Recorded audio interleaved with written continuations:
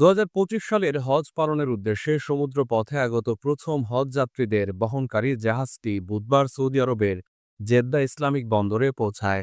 Sudan থেকে আগত মোট ১,৪০৭ জন হজযাত্রীকে বন্দরে উষ্ণ অভ্যর্থনা জানান সৌদি পরিবহন ও লজিস্টিক পরিষেবা মন্ত্রণালয়ের সহকারী মন্ত্রী আহমেদ বিন সুফিয়ান আল হাসান সহ অন্যান্য ঊর্ধ্বতন কর্মকর্তারা।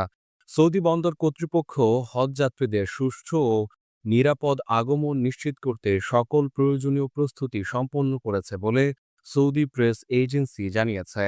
হজযাত্রীদের আগমন থেকে শুরু করে মালপত্র হস্তান্তর, পরিবহন এবং মক্কার পবিত্র স্থানসমূহে পৌঁছে দেওয়া পর্যন্ত প্রতিটি ধাপে দক্ষতা এবং গতি আনতে কাজ করছে মাওয়ানি। হজ উপলক্ষে একটি সমন্বিত কর্মপরিকল্পনা বাস্তবায়ন করা হয়েছে, যা সংশ্লিষ্ট কর্তৃপক্ষের সহযোগিতায় এবং পরিবহন খাতের বৃহত্তর পরিকল্পনার সাথে সমন্বয় করে পরিচালিত হচ্ছে। এবছর হজযাত্রীদের যাত্রা আরও সহজ করতে মাওয়ানি ৩টি গুরুত্বপূর্ণ উদ্যোগ নিয়েছে। তার মধ্যে রয়েছে সরাসরি লাগেজ হস্তান্তর, আগাম মালপত্র প্রক্রিয়াকরণ এবং নির্দিষ্ট সময়ে জেদ্দা থেকে মক্কায় পশুবাহী ট্রাক চলাচলের সমন্বয়।